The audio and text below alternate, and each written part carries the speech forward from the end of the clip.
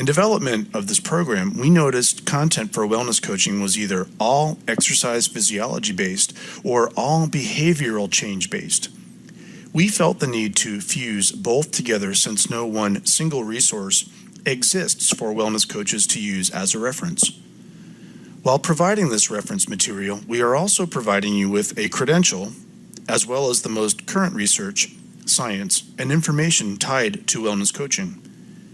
With that all in mind, let's go ahead and start with an overview of our course. Our Wellness Coach course is for virtually any health professional, and when you're done with all the content and the coursework, you will be a certified wellness coach, and this means that you can enhance your services while increasing your value. Now, we've tried to put together a comprehensive coaching program that meets the needs of an emerging profession, which means that our scientific references for coaching and even those tied to wellness are being rewritten as we speak. One of the main challenges involved in putting a program like this together is that the approach is split along two lines. On one hand, it's easy to find information or literature about the natural sciences tied to wellness. This would include physical fitness and nutrition, for example. Most reference material tied to wellness will include information or content on exercise physiology, nutrition, and in general, these were the major issues or concerns in older wellness coaching models. This would also include a fair amount of information on stress, sleep, professional concerns, or problems. And in other words, there's a wide variety of concerns that require a wellness coach. On the other hand, you have those behavioral effects from the client's behavior being rooted in psychology. Most books seem to be lacking a major part, having only half of the equation covered. Books that provided content heavily rooted in psychological thought do not address the natural sciences like exercise physiology or nutrition. Conversely, books that were great at presenting exercise physiology and nutritional concepts were not as good at presenting concepts tied to behavior change. So we were challenged to merge the needs of the major components of wellness coaching all into one program. And once you're working in the field, you'll realize how this is really the only way to go. In the current state of our industry, wellness coaches are struggling for credibility in the eyes of a curious public, and this is due to public perceptions and a profession that's in a state of change.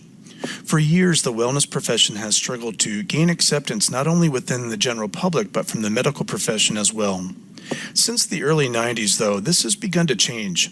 More people are willing to look at alternative approaches to managing lifestyle and behavioral components to life and living, and do so by looking at holistic approaches. Now, holistic strategies rooted in holism relate to the mind, body, and spiritual components of wellness coaching.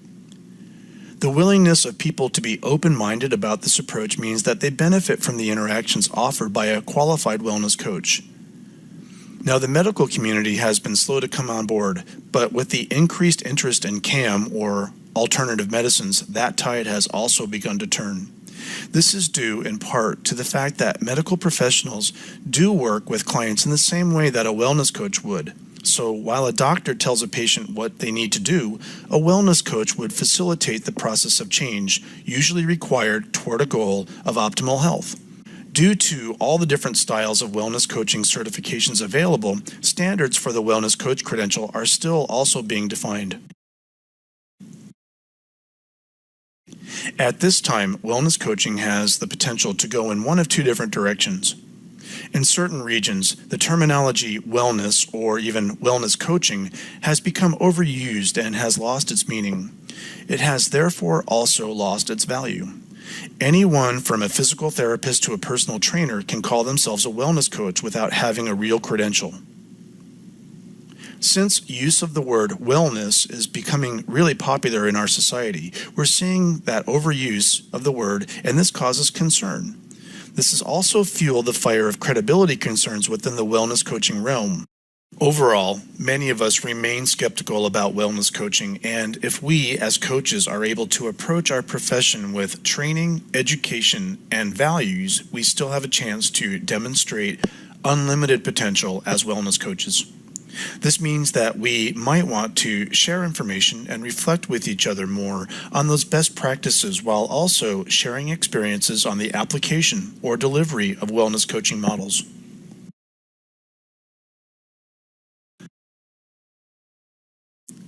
We can attempt to try to define wellness, but it's not really quite as easy as it may seem. So what is wellness? Well, wellness is the integration of the mind, body, and spirit.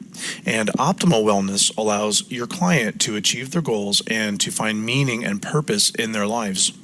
Overall, wellness could be the ability to live life to its fullest and to maximize potential personally in a variety of ways. Wellness involves continually learning and making changes to enhance your state of overall health and life quality. When we balance the physical and intellectual, emotional, social, occupational, spiritual, and environmental aspects of life, we achieve true wellness. In terms of wellness coaching, well, that's when wellness becomes a choice. This is because wellness coaches don't really tell people what to do. That's not really wellness coaching. We simply facilitate the choices or decisions that our clients make. But this is a process every client will eventually need to commit to if they're going to be successful in terms of changing a certain behavior. Being able to integrate a holistic approach into your wellness coaching business model will mean that you can reach all segments of the population as a whole due to being able to meet the needs of all of your different types of clients.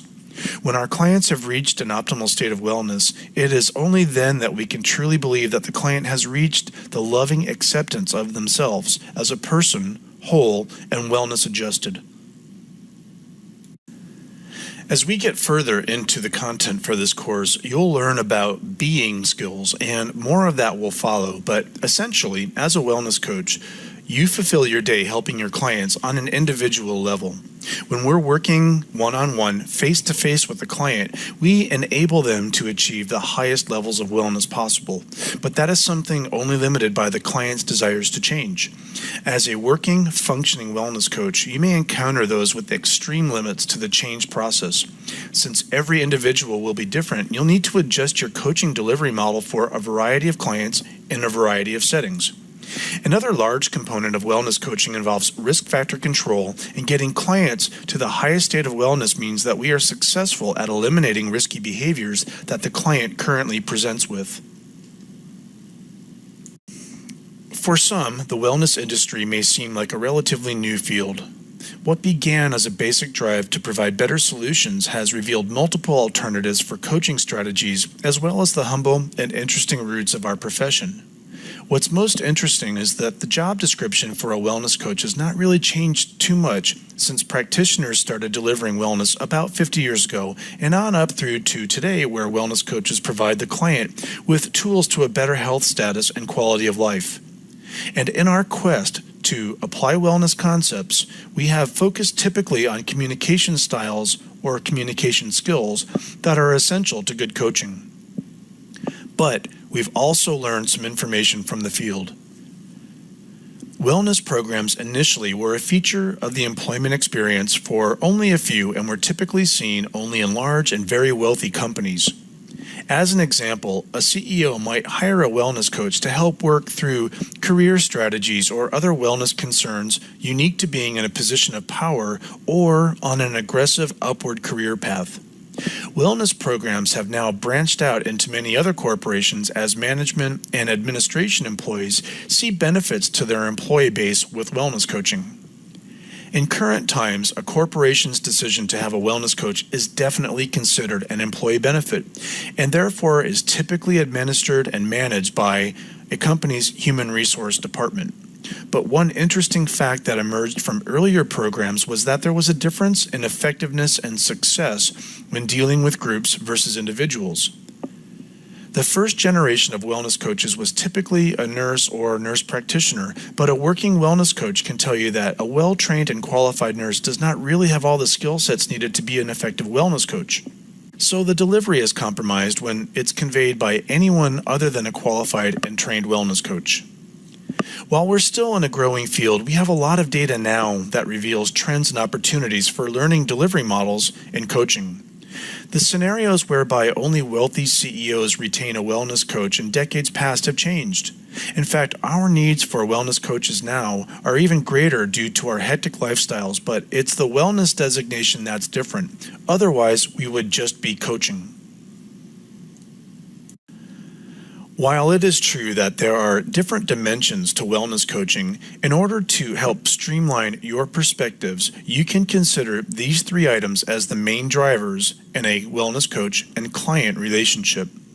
Our approach is to convey to you, the student, the idea of a wellness coach using the coaching models provided as a basic operating system.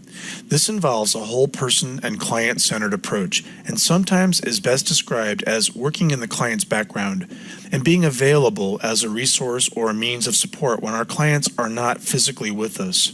It's important to stay in the background of your clients' lives because some clients will want to experience different types of coaching that are not typically associated with wellness. This might include life coaching or business coaching, and are all worthwhile styles of coaching. So in some ways, it doesn't really matter how you refer to these types of coaching because all coaching is essentially wellness-based or has wellness components regardless of type. We are continuing to learn as a professional discipline to earn the credibility that we deserve as wellness coaches. Although the history of wellness coaching has been relatively slow to evolve, we have learned a great deal in the past 20 years, and in fact more so during this time than in the past 200 years combined. Understanding the history of wellness coaching provides some perspective for students learning the profession and craft. By understanding our history as coaches, we can better understand the framework that we are operating within while providing us with the insight to how the future of coaching might develop. The type of framework provided by agencies, institutes, and other coaches helps learning coaches to place themselves squarely within the larger context of a profession that is still growing and evolving. Within this framework, we want to be sure that you are aware of coaching skills being used by coaches working in the wellness field currently. Health professionals in a variety of backgrounds are learning to use wellness coaching concepts to apply their knowledge, skills, and abilities or strengths in order to supplement their careers and to help their clients reach their goals. We are fortunate to step into wellness coaching at this time in its evolution. Because of the work done by pioneers in the wellness field, coaching programs have become more useful in a wider variety of settings such as clinics, corporate settings, spa centers, and of course, individual client or consumer coaching. This has raised the bar for wellness coaching as a profession overall, but requires that wellness coaches look at business models and strategies to be effective. However you decide to deploy your wellness coach services, understand that you're benefiting from history, and we are now, as coaches, able to meet the needs of our clients in much more efficient and direct ways as a result of our history. Early wellness programs are far different than how we come to view them today. These first programs tended to be more reserved for clients who were financially able to retain an individual coach or for a larger corporation. Clients who fit this profile of being able to afford a wellness coach would typically rely on their coach for pretty much anything but wellness. The continued desire of coaches to become more effective and to improve coaching delivery models has paid off very well over time. Now, it's not at all unusual for a wellness coach to be retained by either an individual or a corporation. Going back in time to look at earlier wellness programs, we see that they were mostly based around disseminating knowledge and sharing information. Intervention strategies, delivery styles, and even content were solely at the discretion of the coach and really had no relationship to how we coach our clients today. Although you can earn a wellness coach credential very easily from the internet, it doesn't really guarantee that the information conveyed meets with standards set forth by our industry. There is a need at this time for us to standardize wellness coaching even more than we already do. It's a really good thing for us to be so omnipresent that we need structure applied to our job descriptions. Over time, coaches have learned more effective ways to deliver wellness to clients. This is not to just simply deliver information on eating healthy or exercise or other components of wellness that are physical or emotional. It also would involve identifying your target market, identifying through self-assessment your own key strengths and flexibility in how you deliver coaching services. Whether or not you wind up doing independent wellness coaching or if it's for a corporation, standards set forth by the industry will provide framework that gives credibility to all wellness coaches. In the United States, the baby boom generation represents the largest single demographic group and are only likely to be topped by the demographic group known as Generation Xers. There are some key characteristics of this generation in that they seem to have learned from the mistakes of past generations while tapping into the benefits of scientific advancements made in the study of health and exercise science. In other words, baby boomers and Gen Xers are more aware of their health and take more responsibility for it. This means that your clients will know a great deal about health or wellness, but whether or not the information is accurate is for you to sort through with your client. Think about it this way. If you were to research something on the internet, you can easily find information to either support or negate either side of what you're looking into. And your clients use the same internet and have the same exposure or sometimes overexposure, meaning that you will spend some time during your coaching relationship simply dispelling myths or misinformation for your client. As a whole, our population has experienced and implemented major changes to our dietary intake. If you were to compare carbohydrate intake currently to that of intake 100 years ago, the numbers would be very different. And incidentally, fat and protein values would also be different. The accessibility of saturated animal fats and refined carbohydrates have been viewed by most to be a negative evolution in the study of food intake. With the sheer volume of people on the planet and the collection of bad habits we see within these people as a group or as a whole, the need for a wellness coach becomes extremely clear. More troubling still is the trend seen in younger adults or children, and again getting into the Gen Xers or another group called millennials, whereby we see activity levels grinding to a virtual halt and consumption of refined carbohydrates, saturated fat, and fast food at concerning levels. So there's never been a better time to be a wellness coach.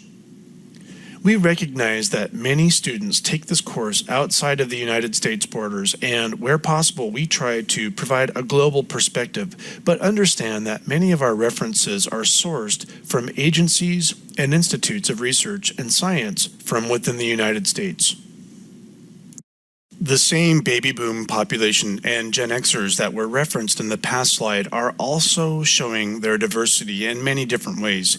This is the first wellness generation. This means that this is the first group as a whole affected by indicators of risk that have come to be part of our lifestyle, and more specifically, a sedentary lifestyle that has rendered millions of Americans at risk for hypokinetic disease.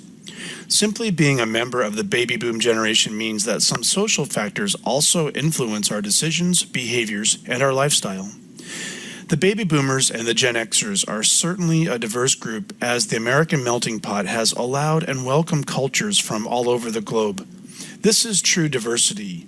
Depending on your geographic location, you will experience diversity in your client base. So not only are your clients most likely to be a diverse group, but the concerns or issues that they present with will also be diverse and challenging to you.